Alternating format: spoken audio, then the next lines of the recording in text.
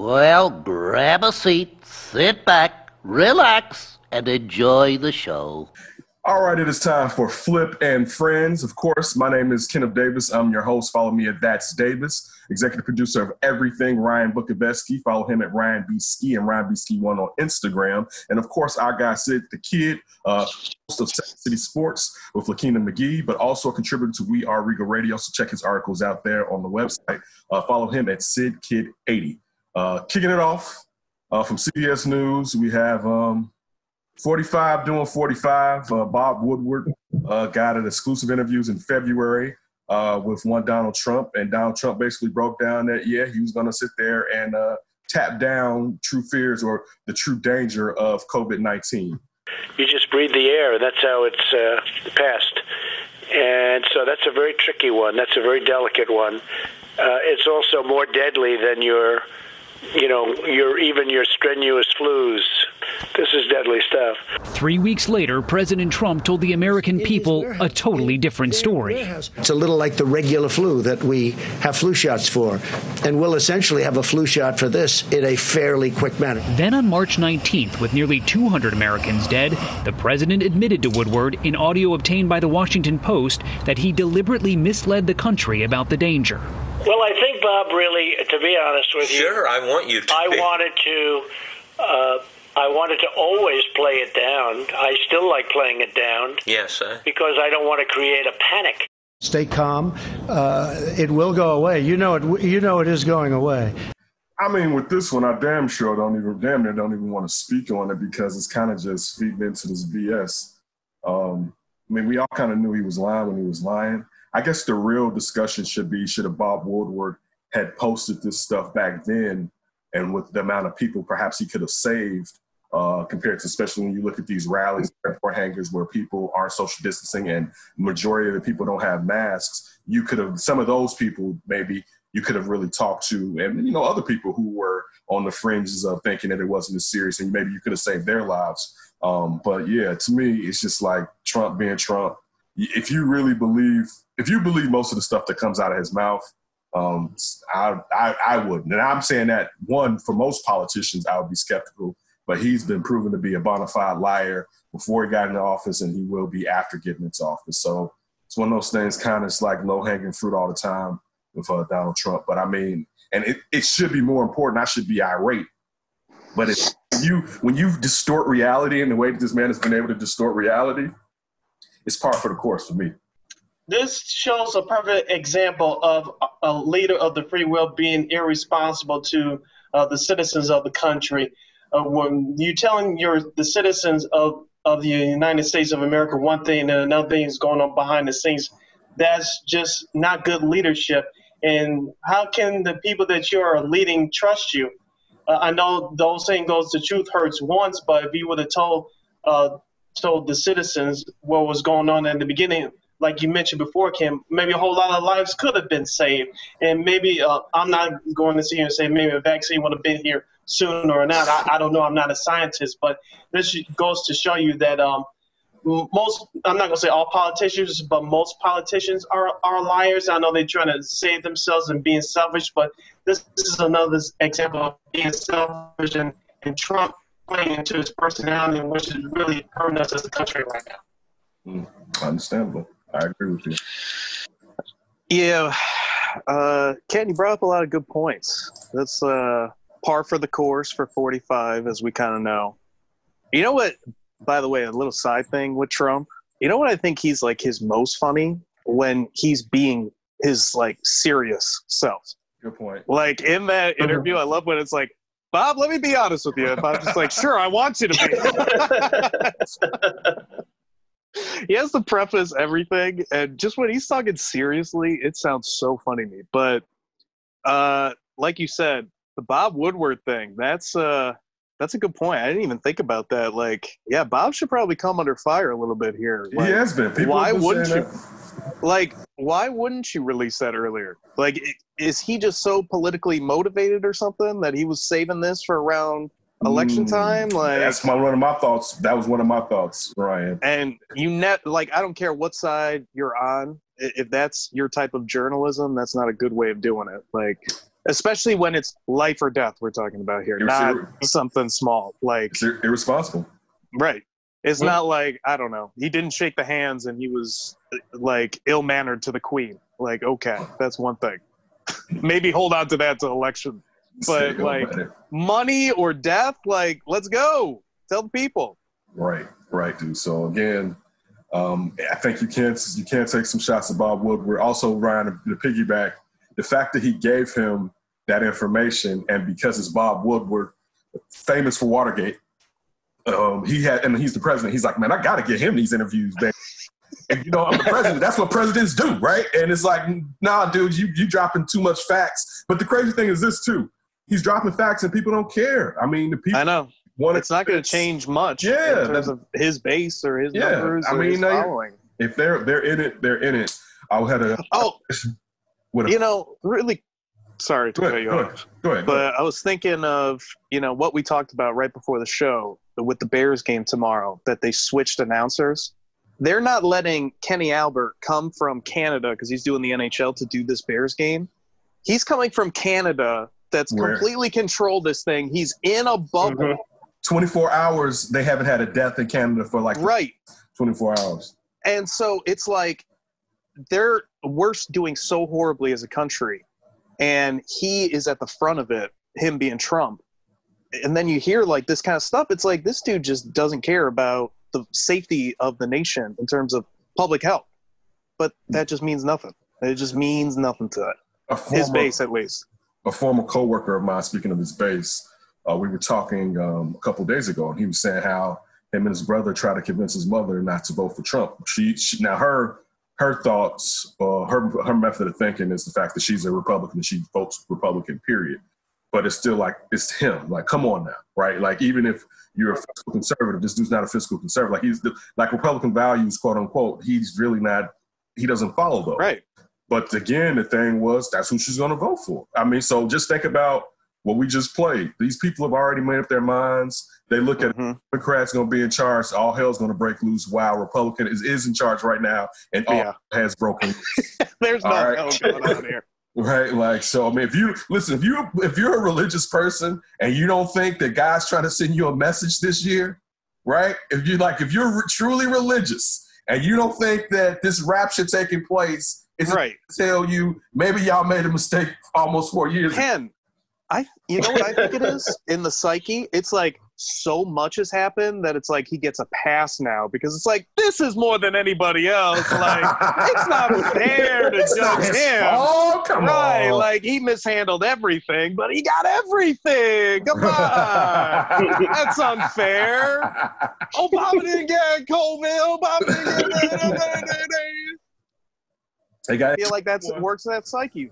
They got H1N1, but yeah, man. So it's people are going to vote for who they're going to vote for. I mean, people that aren't going to vote for them, damn sure aren't going to vote for them. So, yeah, I mean, it's funny, like, this drops and no one cares because everyone's had their mind made up. It's like, Bob, thanks for the old news, but I already am or am not voting for this guy. Facts, you know what I'm saying? So, one thing that did pop out moving along, and I got this from News One, an officer with the Clayton County Sheriff's Office has been placed on administrative leave, and as an investigation was underway for what police describe as a video posted on social media involving a deputy using force on a man. Clayton County Sheriff Victor Hill ordered his entire internal affairs unit to come in and begin an investigation, according to a press release.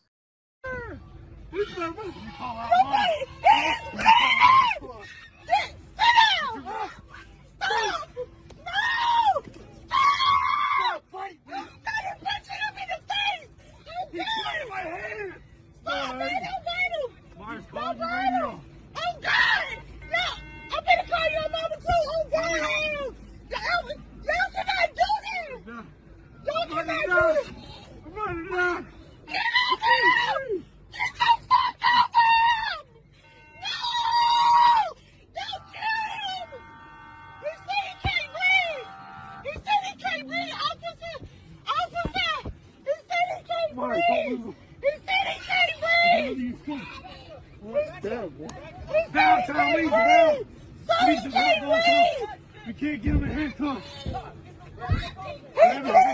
Get a handcuff on this hand over here. He's bleeding out his nose. handcuff on that He's thing. bleeding! He's bleeding out his nose! Got a handcuff. All right. Hey, hey. Baby! Baby! Back up!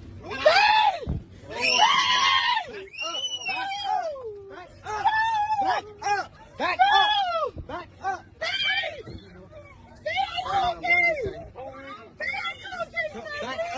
Yo, where's your car at? Where's your car at? Where's your car at? Where's your car at? Is this your car? Please! Please! Who is? Please! You know her? He was giving us a ride! Okay, you need to get back in the car. He needs to pull the car over there. Dad, I'm Pull the car sorry. over there. Dad, you okay? Ma'am, get in the car before you end up in handcuffs. I'm not playing. We don't have the beginning of that video, but what has been spread on social media, and this is alleged, I want to be fair to the police officers over there. We don't have the video starting in the beginning of it. Supposedly he was a passenger. He's a Lyft driver that was in a passenger of a car that was pulled over for a busted tail light. The cops asked him for his ID. He said, "Why? I'm a passenger. Do I need to give you ID?" And that's when they supposedly or allegedly yanked him out of the car, and that those actions took place. Again, we don't have the beginning of that video, so we can't necessarily place full judgment, even though being where we're at right now, you get triggered easily in these type of situations. I guess it's just sad in general. I believe his child was there also. But again, like I said, we don't have the beginning of that video. And I don't know, sometimes people are, again, I'm not saying this being a black person, that sounds foolish saying this, but I don't know if sometimes the people are just putting out part of it so that we can only have a certain narrative to go moving forward. But it's just still shocking. Saw it this morning and I didn't really watch it. And after watched it, and she's like, "Man, my stomach hurt." And this is when I was going over the show topics that Ryan had sent over. And I decided, you know what, let me throw this in. Let me watch it first. And then let me throw it in there so we can sit there and, some of the people that watch the show, because this is Saturday. Well, it happened yesterday, but it's kind of a weekend dump. So perhaps they'll see it and we'll find out more stuff that took place. According to news, one officer has been placed on administrative leave is all that we know so far. I don't even know the condition of that young man. Seemed like he fainted or whatever at one point because he wasn't really moving at the end of it.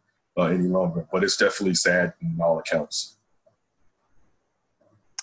Yeah, it's another example of just seeing. I don't know. It's crazy seeing that stuff because it's like, how much of this guy is a threat if he's just a Lyft passenger and all this because of a license? And I kind of agree with the guy. Like, why do you need to see a license of somebody not driving in a Lyft? Like, I don't like giving out my ID to anybody. Like, and when cops ask for it, maybe I would give it up, but I would certainly ask why. Like, especially if you're a passenger. Especially if you're a passenger. If I'm completely uninvolved in the situation, like, there's no reason. Like, I guess you have to kind of figure out the facts if you're the cops. But, like, what are we talking about here? This is an easy stop. Lyft passenger busted tail light. Like, this isn't a big crime going on, and it's not like there's anything to suspect. And then you just see a guy fainting on the ground. Like, it just seems like, how do you get from 0 to 100 like that? Sorry. Yeah, I agree, Ryan. Again, it's sad. But Sid, what was your thoughts? I don't mean to cut you off. I want to wait till all the facts come out, but I'm just going to comment what I saw in the video. First of all, it's just disturbing on all parts of hearing the audio and seeing the visual.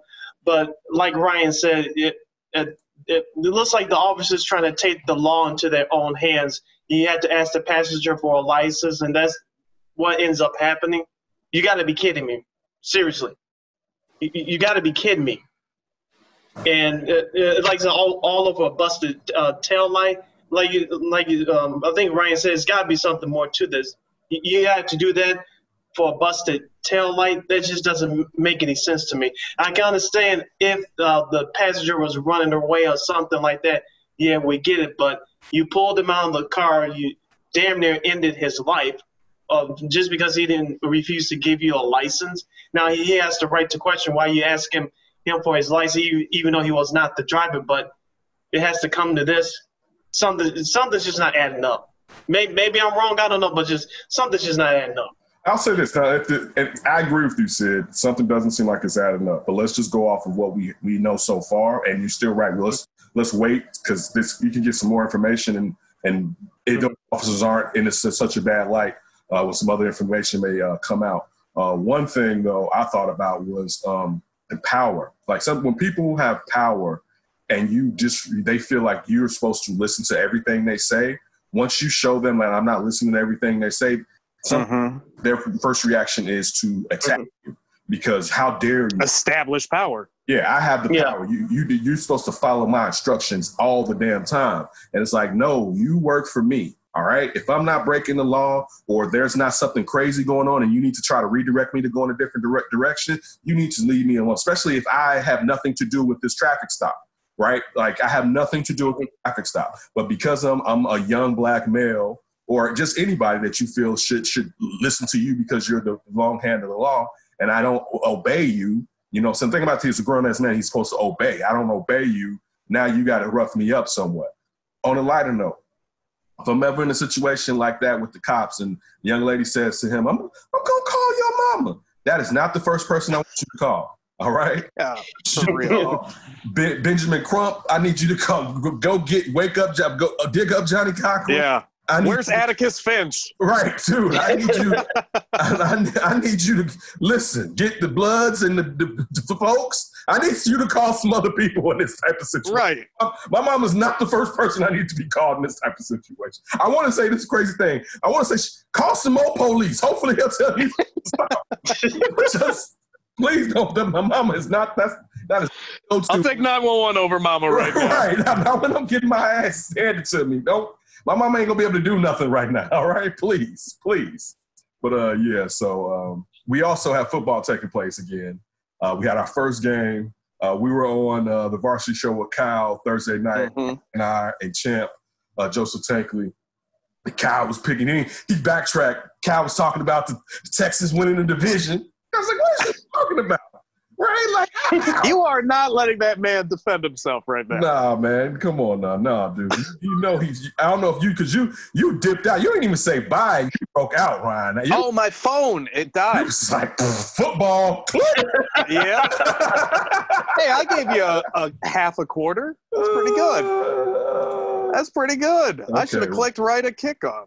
Okay, Ryan. But one thing that we did also notice during this game was the fact that while the two teams were showing solidarity, the few Kansas City fans who were allowed into the Arrowhead Stadium, they weren't feeling it necessarily.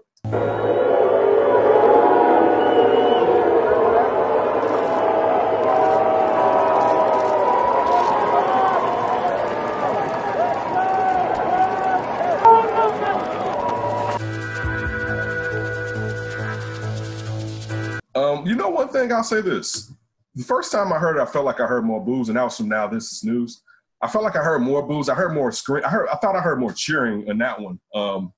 Even though, I mean, it's sad to say, and it's especially when you watch the first take, Ryan Clark was really poignant in what he had to say about that, and the fact that, you know, if it was breast cancer or if it was about people coming back from serving in the Army, there was no doubt that people wouldn't boo them whatsoever. But when it's about black people not wanting to get beat up by cops or killed by cops, these people are tone deaf. But yet, as soon as we get through booing, let's watch these blacks play this football. Right? Like, as soon as you get through, like, oh boy, I hate the fact that they want equal rights, but I love how them monkeys run. Right? I mean, that's basically what they're saying. I hate to say it, but that's basically, or now throw the ball. You know what I'm saying? With these two quarterbacks, they were right there, locked arms right there with Andy Reid. I love you for your sports and entertainment, but when you talk about you want to be treated fairly, I don't want to hear none of that bullshit. It's basically what those people are saying. And these people, and again, I don't know, some of them may be atheists, which doesn't matter. You should still be a good person. But these people are spiritual people, quote unquote, but you follow no rules of the Bible whatsoever as far as what you're supposed to do with your common man or be a good Samaritan. You know what I'm saying? Like, you're choosy. You're a choosy lover with being a good Samaritan, to say the least. But what was your thoughts, Sid? When I first saw it, I heard about it on social media. You was born too? You was born too, Sid? No, it was not. He was lifting something at work. Was like, wait, Boo! I'm joking, Sid. Ratchet Davis at it once again. I'm sorry, Sid. I apologize. But I read about it on social media. Then when I got home, I saw the film, and I tweeted it out to a couple of our colleagues and friends of the show. I was just shaking my head.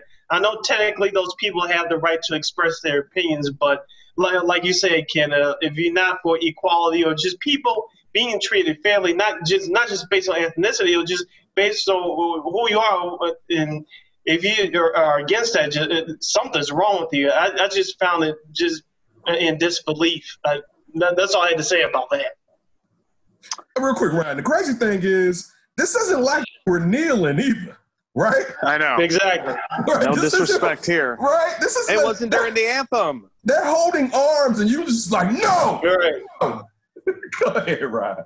Don't touch my J.J. Watt.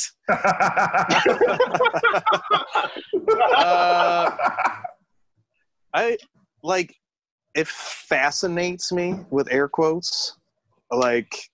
Fascinate can be like a negative thing. Like something fascinates you, but you don't really want to spend time thinking about it. Like that disconnect that you pointed out, Ken. Like you hate black people, but you love your black athletes when they're playing the game and in uniform. Like I don't get that. I feel like that has to be so taught. Like as a kid, when you're watching a player, how can you possibly be like, man, why can't he be white? Or like, oh, I love this guy, but man, if I see him in public, I'm gonna be like, screw you. Right? Can't stand your black ass. Yeah. Wanted fairness. How dare you? Right. The thing is this too, like historically, this isn't subjective. All right, for 300 years, we were in bondage. For 100 years, you make sure we're not equal. And we're still getting our asses kicked in traffic stops, right? And you don't understand. We're not even speaking of reparations. We're just talking about being treated fairly for the people that we pay our tax dollars paid to protect us. That's what we're talking about. And you can't hear that. But if this was going on in your neighborhood, let's not act like there's not occasionally traffic stops where white people, and we see it, white people feel disrespected and they just totally eviscerate the cop that's doing it. Yeah, you Ken, I've seen it firsthand. I'm sure you have. I'm sure it's been you, okay? And I've never seen, no, it hasn't been me, but I've seen people do that. I've never seen anybody faint before on the ground. Right. You know what I'm saying? I mean, I've definitely had some heated traffic stops a few times, right? Just a few times. I had some very heated traffic stops because I felt disrespected and I wasn't having it. You know what I'm saying? Maybe I should have been careful. You know what I'm saying? There were times also I was very careful. You know what I'm saying? But there's also sometimes, I remember this one time, and it was like a summer where my brother had been with me, and I don't even know where he was with me, but I had got into it with a cop.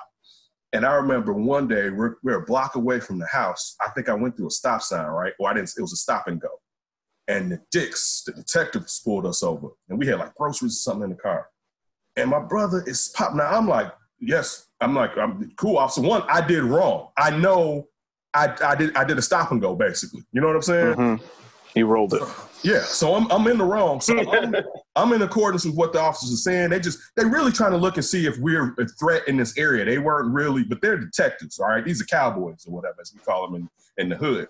And my brother is popping off. And I had to, at one point, the cop is like, tell him, and I was like, dude, shut the fuck up.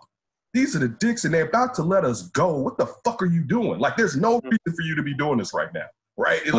Like, just shut the fuck up. And then they let us go. You know what I'm saying? And again, I was in the wrong, but they were looking for like drugs and criminals. You know what I'm saying? Like, once they saw that there was nothing, and I mean, I didn't let them search my car, but they flashed in the backseat and shit. Once they saw we weren't up on nothing, they let us. I mean, I've had, again, I'm not trying to, this does by no means makes what we see with George Floyd and all these interactions with cops killing people. I'm not trying to make light of it. I've had a lot of times where I could have gotten in a lot of trouble and cops, black and white, let my ass go. You know what I'm saying? Like, so. Yeah, I've heard a few of those tales. Yeah, I've had a few where I could have a spotty ass record You know what I'm saying? Now, maybe it was at worst. Yeah, when I was a juvenile, so maybe it would have been expunged. I could have gotten expunged at one point. But yeah, I could have had a couple of things on there where they could have took my ass in.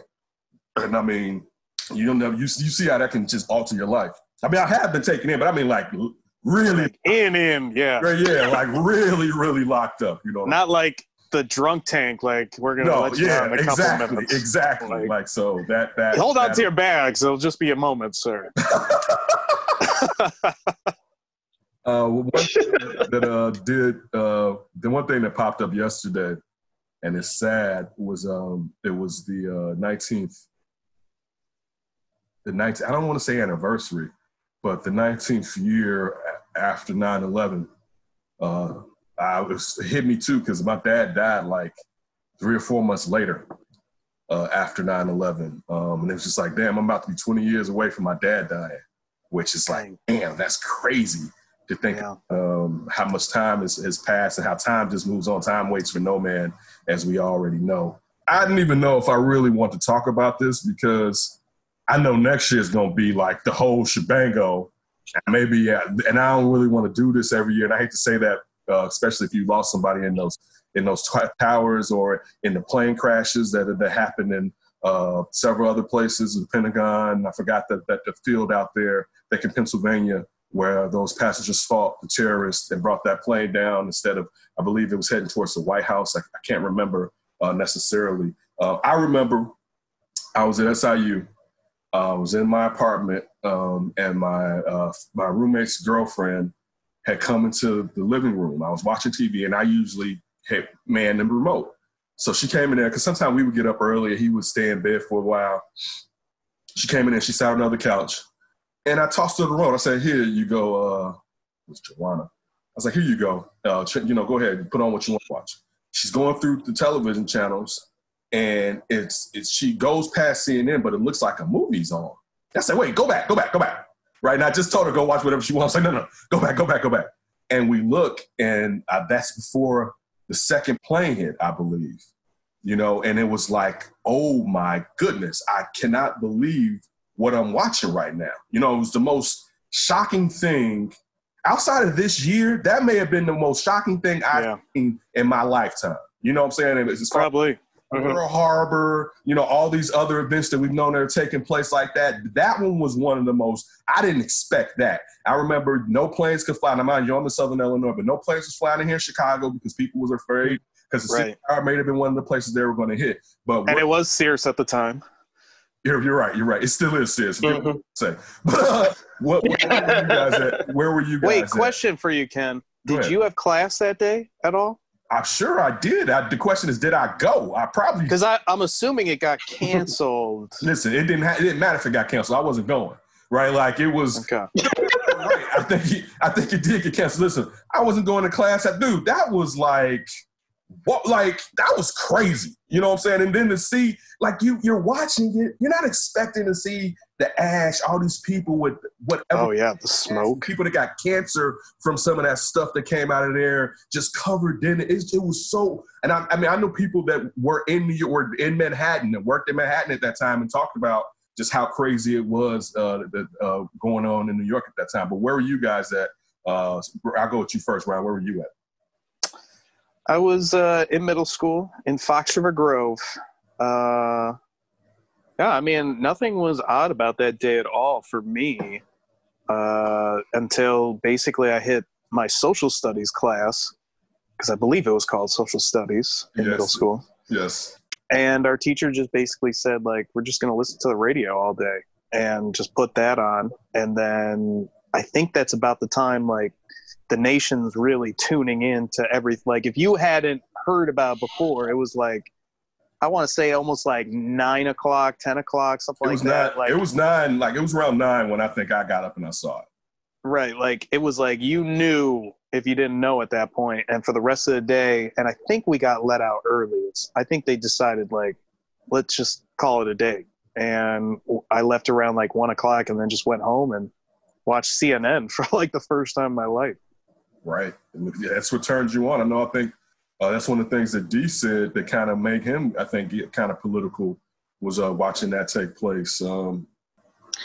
My thoughts on my memory of 9/11. It was actually 1 week before I started broadcasting school, so there's eerie in one way. But I remember that morning I was driving my mother to the laundromat. We were washing clothes, and so that's when I saw the first tower hit. Me personally, I thought it was an accident, but I didn't think of anything at the time. The volume was a little bit low at the place, so I couldn't get the gist of what was really going on.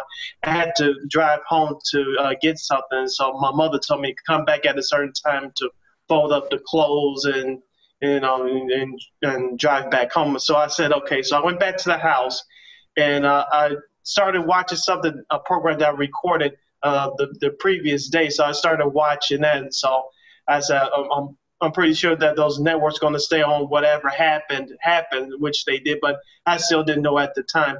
Fast forward, when I left the house to go get my mother from the laundromat, that's when I saw the planes hit the Pentagon. No one had to tell me that it was a terrorist attack. I felt it in my gut. I said, something else is going on here. It wasn't just an accident. And so I started listening to the radio, and then by the time I got to the laundromat, the TVs were turned up, and I found out more of what happened. I just started to get so sad, and I was shocked. And so I asked my mother, of course, you heard what happened. She's like, yeah. And it was just so shocking and so confused with what was going on. And it was just crazy. I remember going to work later on that day. Work did get done, but it was just quiet. And people were just trying to process what happened. And I was just also remember the weather here in Chicago being sunny and clear without a cloud in the sky, which was another weird thing. But the thing for me was just processing what really happened, and not really thinking, since you're living here in America, that stuff like this would happen on our home soil. You just figure it happens somewhere else in a foreign land or somewhere else. You never think that would happen here, but it happened here on our land. And it was just really tough to process at that time. You know, one thing, I'm happy you said what you said. I forgot that part. Now looking back on it, when the first plane hit, it was kind of like, oh wait, maybe this is just an accident. And when the second plane hit, was oh, damn, this was an attack for sure. And I kind of forget that thought initially, because I think turning on the TV, I think when I turned on the television, the South building had been hit already, I believe, the South building. And I think I was watching it while the second plane hit. Perhaps, I don't know. But yeah, that's a great point. That's crazy, Sid. Also, I mean, if anybody doesn't know, Sid has lost his mother. Just like I said, my dad died. I always relate that. My dad died like 3 months, 4 months later, or 3.5 months later. And I mean, to think I rarely hear you say stories about your mother. So I didn't know she was alive during that time period. So it's one of those things where it takes you back to almost 20 years from now, you know, the dating us. One of us, though, was in grade school. Middle. He was out there working. How dare you be that young? Suckers.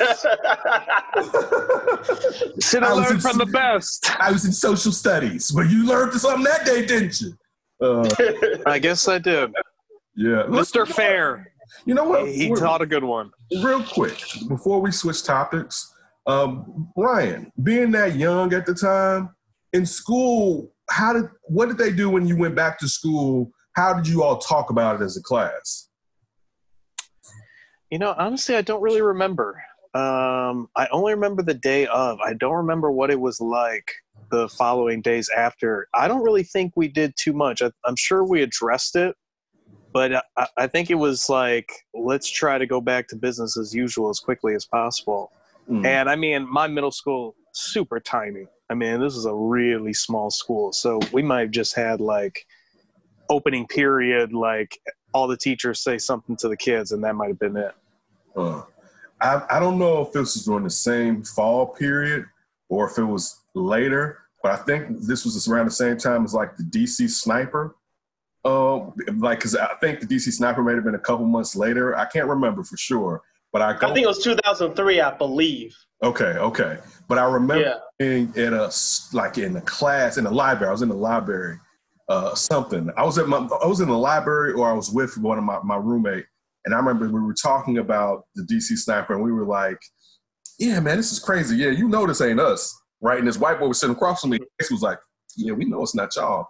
And then when he found out that was black, he was like, how dare I always think about that too. A dark day. Yeah, a dark day. Yes. You know, we always look and like, wait, is it us? Yes, it's not us. Yeah.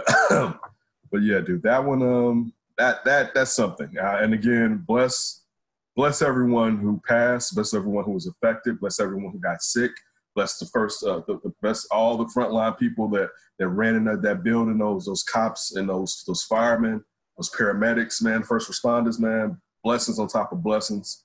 You know what I'm saying? Being heroes, doing something. But I saw Kenton had to watch, I forget this young man's name, and I think we've all seen this story. It was a young cat that like used to be in a fire division, and then he became like an accountant or something. And he was on like the 71st floor. And when him and a bunch of people were trying to get out, when the plane hit, maybe the plane hit the north building first. When the plane hit and how it hit, the wings clipped their floor, and they were trying to get out. And they said that it was smoke and everywhere. Some people were hurt, some people were dead. And he got 12 or 13 people out of there, and he kept going back up, and he died.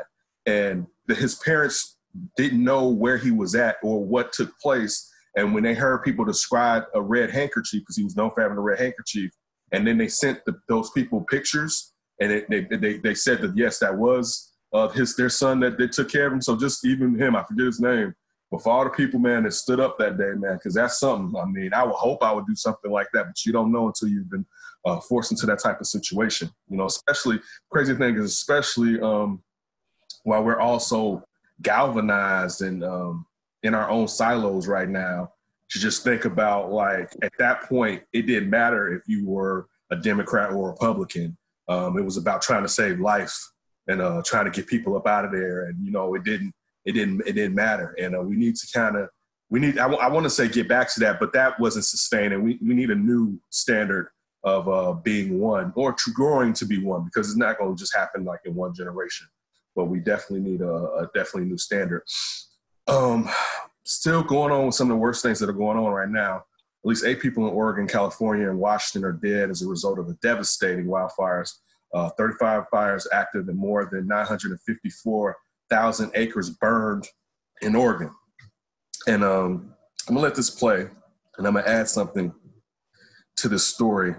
Because I got something to add, too. I saw on Frederica Wilford, I don't want to mess up her name, but on CNN, she was on there, and they had the auntie of this young man that they opened on World News Tonight, ABC.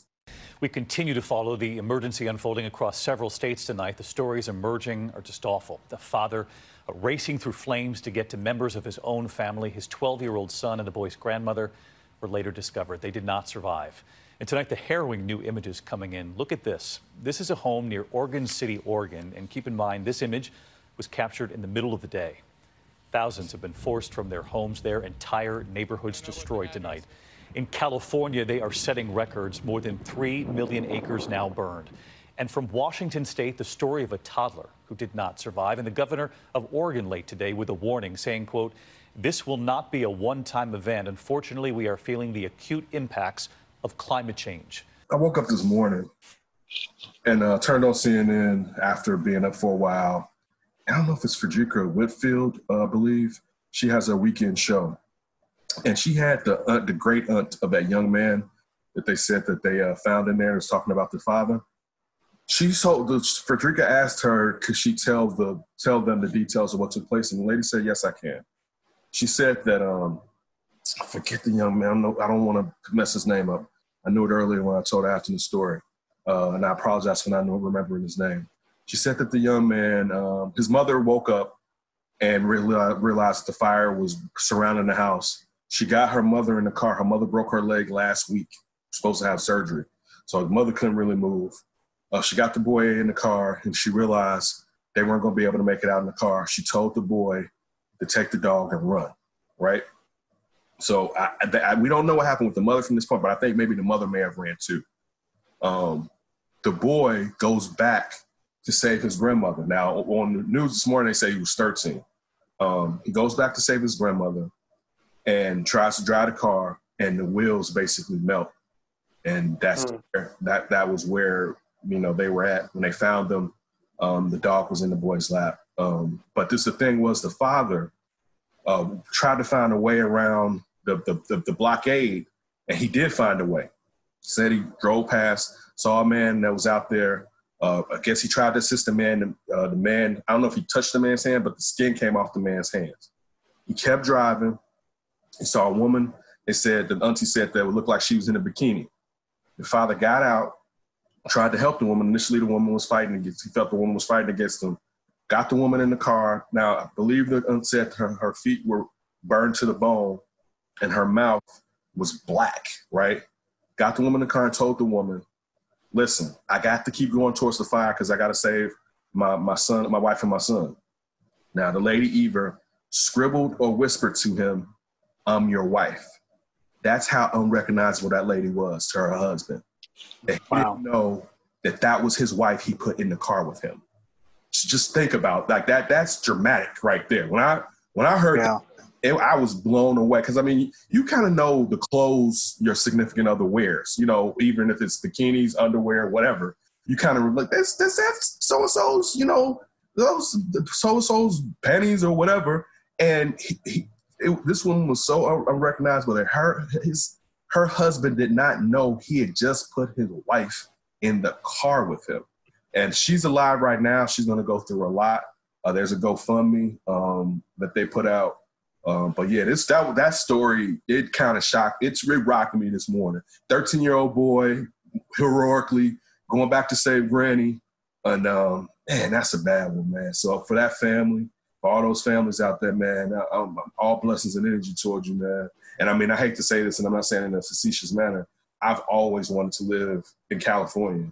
That's always been one of my plans. The reason I did not move to California really was because my father died, and I had to take care of my grandmother and my great aunt. And the funny thing, when me and after first we started talking, we both wanted to, after school, move to California. And now it's like, why? And I mean, I would have been in LA, and usually this doesn't happen, but it's just like, I mean, I wasn't going to be afraid of earthquakes like that. But when you're talking about, and one key thing, they talked about that governor, climate change. And we know it's still going to be dry,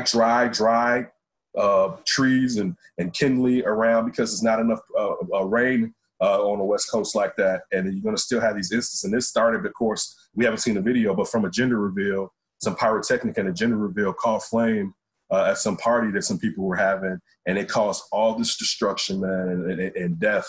And it's messed up, man. Yeah, that, because they started one of the fires, and I think the fires are converging, so there's multiple going on. But yeah, it's just getting worse and worse every year for California. I mean, they're just breaking records year by year, and it's been unusually insanely hot. And then you hear these terrible stories. Like, that does blow my mind, what you just said. I did hear that story of that family. Like, they were, I believe, in Washington. I think you hear it in that report where the young baby. Yeah, where they were basically. I don't know where exactly they were at. They were out by like some kind of river or lake, and the fires just rolled on in. Like, I mean, they just come like lightning, basically. Like, they just start ravaging, and you only have a matter of moments to kind of figure out an exit and get the hell out of there. So their matter of moments was like, let's get down to the water. And they somehow got there. Like, they showed a picture of the truck. It was just completely melted. And they survived. The baby did not survive, though. They're both like in intensive care because of all the burns that they received from it. But basically they were able to just survive just because they got down to the water. That was it. I was thinking when you said that they was by a river, I was like, man, I would get to the water. You got to think burns and all that smoke that baby had to inhale. Like a 1-year-old, man. Yeah. I mean, and listen, that's not being irresponsible. Listen, that is social distancing. It's just your woman and your baby, and you want to get out and go camping or whatever, go hiking.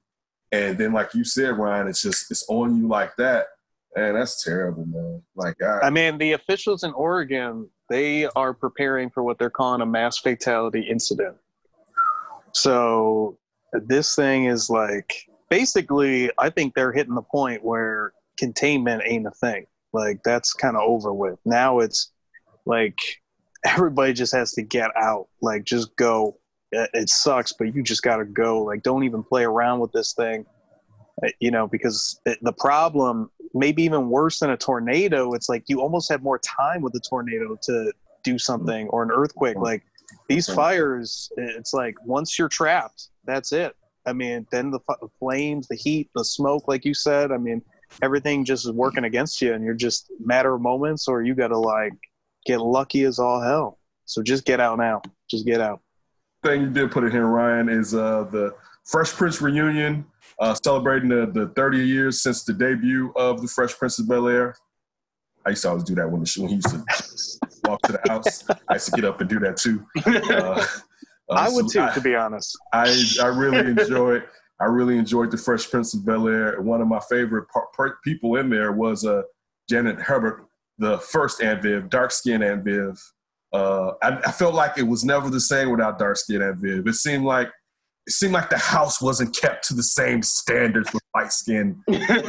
She definitely seemed like more of a character than the replacement. Yeah. So, and I mean, of course, with Daphne Maxwell Reid, and I mean, I loved her husband, Uncle Phil. No. Daphne Maxwell Reid's husband used to have that show on CBS. Who was Daphne Maxwell Reid's husband? Sid.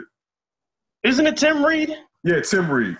I used to that bar show, whatever. He had like a bar or something on CBS. Like I had an affinity for Tim. Tim Reid seemed like he was a good brother. So I liked it because that was his wife. Because she used to be on that show too, I think. She used to work in the bar, I believe.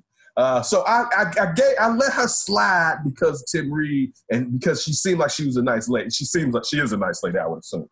But still, it wasn't the same as what Aunt Viv gave to that show.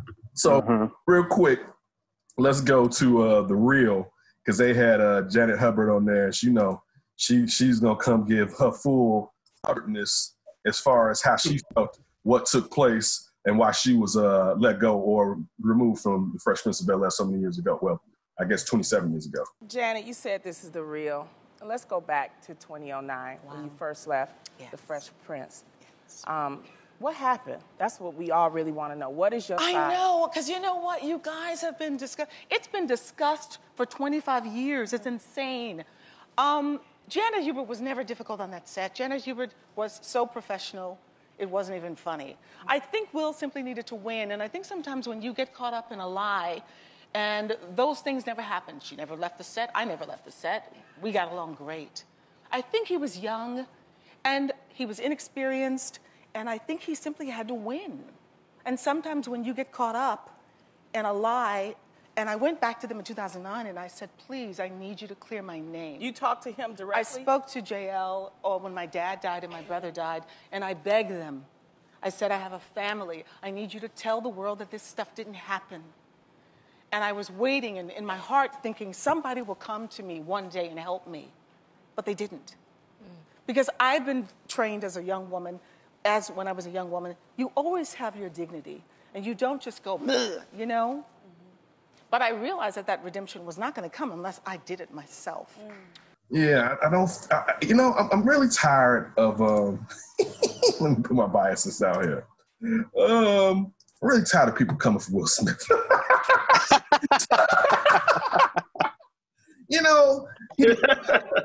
If only the audience could see our text chain. Right, exactly, right? I'm really tired of the disrespect, young Tony. But I'm tired of the Will Smith slander. But no, listen, if Will Smith was being a young, impulsive star and did that lady dirty, he should come out and say that. You know what I'm saying? That's not fair. Clearly, it affected her career because she's a really good actress. Like, she seemed like she was watching her, and of course, you saw her in stuff before The Fresh Prince. She always came off as a classically trained actress. You know what I'm saying? Like, she just wasn't someone acting. She seemed like someone that was like on Broadway, and like when she said, she has a presence, and I feel like that was the difference between the next Right. on film. Great point. She definitely has a presence. You know what I'm saying? And I felt I like that presence when you're talking about raising a wayward young man that had to move in with you, your sister's son to move in with you. And, you know what I'm saying, dealing with his dad not being there and trying to be accepted and also trying to acclimate into this higher social class. You know, I like that presence during that she had during the show. But yeah, if Will Smith, and again, I rep Will Smith, but if he did this lady dirty, I hope he comes out during this reunion that's on HBO Max and comes out and basically. Well, Janet will be there. Yeah, so, I mean, we saw they had a conversation, but she's not in the picture with the whole cast. See, they got that picture with the whole cast there, except Uncle Phil Fast, and then they got the picture they show with her and Will talking in like some stands or something. You know what I'm saying? She's there, but she still ain't there. I don't think they let her back into the house. Supposedly she's gonna be there. I don't know. Supposedly. I don't know if she's in the house. Like that's the thing. Like you got to stay outside. You can't come in. Only one Aunt Viv in here. So maybe that's why they only had the picture with the one. They're like, all right, we can't have two on this. It's too much. Yeah, it was. Are you looking forward to that reunion of the Fresh Prince? I guess. I mean, since it's one of these reality reunions or whatever, and I forget. Well, okay, let me ask this. Let's say, because I'm not big into the reunion stuff personally. I'm with you. There's some stuff, though, that I really like, and I would be potentially interested in a reunion. Is Fresh Prince, is that one of the tops of reunions that you'd care about, or is it just kind of whatever? I would think it could be one of the tops because that was central to my life on a Monday. You know that, and then you got to follow that with some Blossom. We know, hey, Blossom. Hey, bro, 6.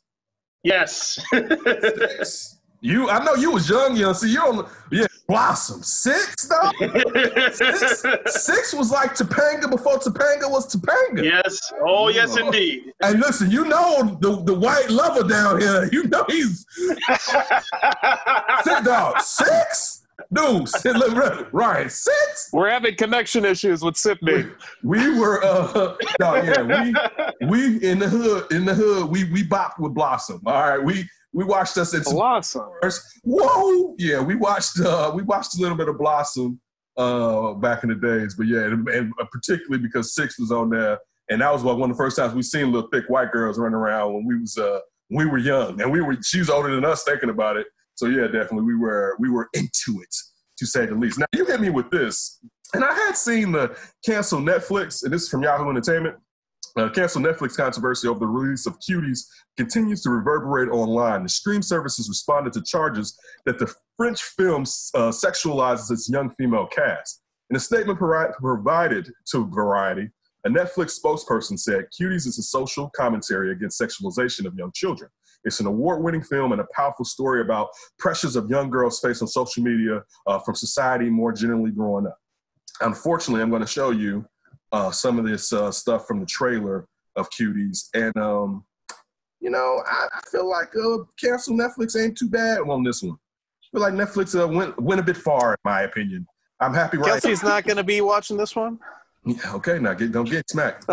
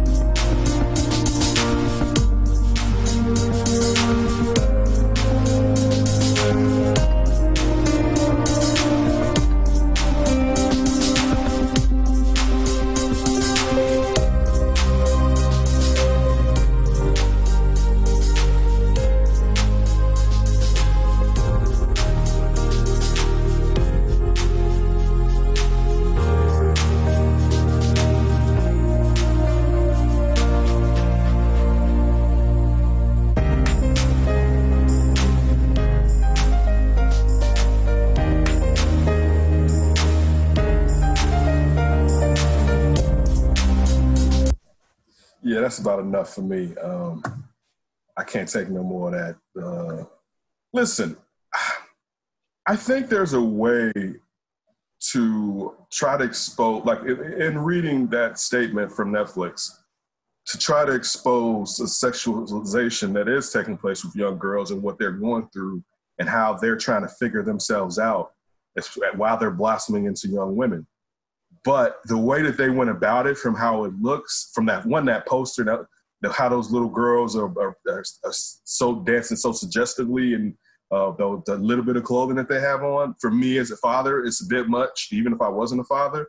I just think I think artistically you can try to expose something. I don't think they necessarily, and I haven't watched this, but from what I've gleaned so far, I don't think they went about it the right way. But I haven't watched it yet. So, and I have to say, I don't even think I am going to watch it, but I haven't watched it. So I still have to leave a little bit of the judgment out. Is that enough to bring down Netflix? Are the calls of the people correct? Netflix should be brought down? Nothing's breaking down Netflix. I mean, unless. But are they right, Ken? Are they right? I feel, from what I feel, yeah, somewhat yes. But I think it's also a slippery slope. It's hard for me to say when you're talking about art. And I know, like, in the past, people were like, yeah, this is pedophilia, and some people call it art or whatever. I think if they were really trying to do what they said they're trying to do, then no, they shouldn't be canceled. Even if they kind of went about it in a haphazard way, I don't think they're gonna get canceled. But now I don't know if they should be necessarily canceled. But if they really, and now if people are saying that they mentioned that this is pure real pedophilia and they're going for the pedophiles, which I don't necessarily think they are, but I could be wrong. I could be naive in some ways or ignorant in some ways, then yeah, they should be canceled. I mean, if they're doing this with malicious intent, or if it's just that sexual and it's like you're being irresponsible, I think, yes, Ryan, it should be canceled. What do you say? It's an interesting precedent if it were to be canceled. I'm with you. I don't think it will be. And I guess it does depend. Because, like you said, if it's just a social commentary thing, it might be a good thing. Because, I don't know. I'm not a father, but I'm sick of seeing how sexualized young women's clothing is all the time.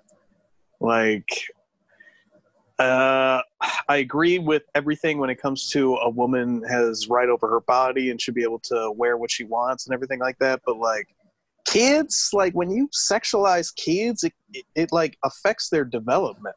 Like, it changes them a little bit. So it's like, can we go back to maybe trying to get cute instead of just like, oh man, we got the sexiest thing ever for a 10-year-old. Like, this thing is going to rock the socks off the country. That's messed up. Like, that's what I think they think. This is insane. Like, why does everything have to be so sexualized when it comes to girls? Not female, not women, girls and adolescent girl clothing. Well, historically, they've been doing this for a long time. I mean, think about how young ladies used to be when they used to marry them. I mean, oh yeah, men have been feasting on young women since the dawn of time, basically. And it's just, this could just be another way of necessarily doing that again. I'm not saying it is. Sydney, what are your thoughts? A couple of things here. I know what today's kids, with the type of sexualization and the twerking and things along like that, it's in the music, it's in the music videos, it's in the movies. So from that part, I get it. I'm not saying it's right, but that's just what it is today. And thanks to social media's in their face 24/7. My question is, who is that target audience for that movie? If it's preteens, do you really want them exposed to it? Like I just mentioned, yeah, they get exposed to it already, but do you really want to expose to them in that form, or is it for adults? If it's for adults, the audience that you're really targeting is they're not really getting to see this film. Maybe I'm missing something here. I don't know, but great point, Sid. Sid, I would only push back a little when you talk about our preteens watching this, like, because you got to remember too, as a preteen, like, you want to, like, dress how you want. You don't care about sexual, like, when you're young, you want to look older. You want to be older. And so if someone's going to come with some kind of commentary saying, like, hey, this is kind of messed up, they're not going to, I think, listen to it unless it comes in an art form that is, like, entertaining or something that they want to see. And if it's characters that they relate with. If it's going to be like an infomercial, like, they're not going to listen to that. One thing too, I used to hate at, like, family gatherings how the adults would tell my young cousins to dance and they would do like just provocative dances, and I'd be like, why are these young girls? What is this about? Because that's not happening over here in the Davis household. But boy, give it a few years. No, ain't no good shit. Certain things. Listen, not to say I can't control my daughter. I can't control her. I can make sure that I raise her right. That doesn't mean she may want to do some stuff I don't agree with, but she will be doing it far from my purview. Because you never know everything that your kids are doing. My parents didn't know everything that I was doing necessarily. But hell no, we ain't gonna be in no family gathering. Somebody be like, yeah, Kelsey, go ahead and bust it. Like, okay, I'm gonna bust you. Yeah. So like, hell no. Like, no. That's gotta be tough for kids too. Like look at WAP. That came out, like everybody, like that's the in song. That's not some like dirty song that you hear as an adult in an adult party or something like this is the in thing. So everyone's seeing the music video, everyone's seeing the dance choreography, and they're thinking, oh, this is fun and whatever. And you know, it is, but it also has a sexualization to it, obviously. So I don't even play, like, for instance, if my kid is down here, that isn't coming on, or I'm turning it off. I don't even watch as many videos now because now I'm finally aging out. I used to like the young music. A lot of it is just not good right now. And it's been like that for like a year and a half. So it's kind of just like, okay, I can't, there's not, for me, it's not enough art in it. And everyone wants to sound like everybody else. It's too much everyone wants to talk about. So I don't listen to it. But that's also like movies, I feel like. Probably books are the same. But music used to be, let me say, hip hop music until the 2000s was different. You couldn't sound like nobody else. Like in the 90s, in the 80s, you couldn't just bite someone's whole style and do you. You know, the only person weirdly that got away with that when we were kids, and it was so preposterous, is Dana Dane doing a Slick Rick impersonation, basically. They went to high school together, I believe, and that's why Dana Dane has an English accent, even though he's from New York or whatever. I know you don't know who Dana Dane is. Don't worry about it, Rob. But a lot of people don't know who Dana Dane is. I'm not Dana Dane. All right, especially if you weren't around in the early 90s or whatever. But Dana Dane rapped with the English accent, and he's from America because he went to school with Slick Rick. And no one, even though Dana Dane was never like a central figure in hip-hop, he was more, in a way, commercial hip-hop at that time, and hip-hop wasn't commercial yet. But still, like, you couldn't just rip someone's style like you do now. Like, people just auto-tune the same stuff. And it's like, I need more variety. There's still good music out here, but those artists, they don't put out enough music for the most part. You know what I'm saying? And also the spotlight isn't shining on them. But yeah, I still agree with you that it seems like that in more things, but hip hop used to be uniquely, you had to be you. You had to be like from your region. Y'all did it like this. You know what I'm saying? So that's one of those things that right now is kind of disheartening, but of course, everything being one world, something like that was going to happen to something like hip hop. I just wish it was more. I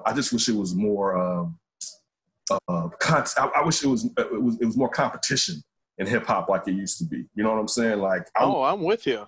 I want to be at the top. You know what I'm saying? That doesn't have to be like fighting or anything, but it's like, I want to be at the top. I'm going to show you why I should be at the top, like stuff like that. You still got those cats out there, but like, I mean, they're aging out. I mean, you got some young cats, some young spitters out there. So let me not be an old head and just say like that. There are some young spitters coming up.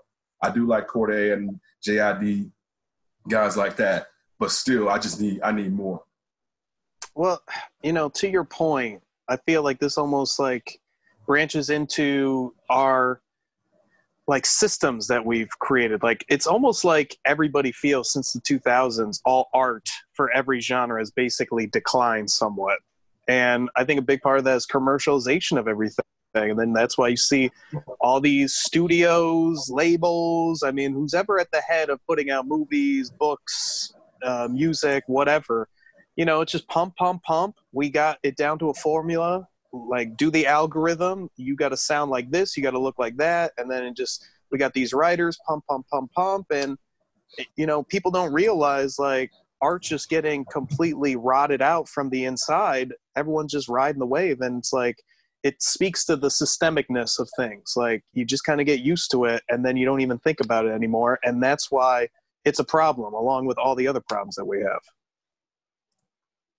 Sydney? Yeah, it's all about chasing a trend until the money runs dry, and like it's going out of style. And like you guys have been saying, there's no originality to anything anymore, and that's what makes it so bland and so dull. I mean, it's funny. Like you think about like movie directors, like the top movie directors are basically the people that are like doing unique stuff, and it's like maybe 5 to 6 of them, and then everybody else is just doing the same stuff. Like they were talking about this on Dan Patrick. There's been like 143 body switch movies, like Freaky Friday, like that kind of concept. There's been 143 of them. How do you need that many? Just so before we leave, Ryan, just so you know, this is 6 right here. Is she 6 in the photo? She's this. Can you see this right here? Yeah, I see a young girl that's 6. No, she's not 6. Pervert. But yeah, 6 used to. We used to have a thing for young 6, to say the least. Yeah, back in the day, 6 could get it, and from the urban community, to say the least. Just okay. Because you put some watch Blossom. Put some respect on 6 name. Watch Blossom for the 2 seasons it was on for 6. I can't watch it now because I'm a grown ass man. It'd be nasty to look at 6 now, even though she's old as me or older. Yeah, what are you talking about? But still, I can't go like that's like me going back like watching. What do you mean? If you were in the show, it'd be like you just watching yourself in the past. No, I'm saying if I go and watch an old show that I watched as a kid, and I found that young lady attractive, but she wasn't of age, I, as a grown man, to be going back thinking about the lady as a grown-ass old man. That's just how I feel. I think you're connecting 2 wrong bridges here. If you were like, 6 looks good, and you just go to our Instagram and see a grown-ass woman, and it'd be okay. I'm not talking about that. Again, you told me to go watch Blossom. You didn't tell me. No. I said I'll watch it. Oh, okay. My bad. I thought you said go watch Blossom. I can't. But then we started talking about your perversion. So let's get into that. Listen, we definitely be back with that Davis show this week. Don't know who the guest is going to be. Probably sports related. We've been doing a lot with social justice, and when we lucky Brandon Pope and Ryan got us Stevie Baez to join us this past week. So keep up the good work, Ryan. Sid, definitely have a good week. Of course, That's Davis. Sid is Sid Kid 80, and Ryan is Ryan B. Ski and Ryan B. Ski 1 on Instagram. Please continue to support us, and please be safe is the main thing that we got to ask you. We go. We're out. The Flip.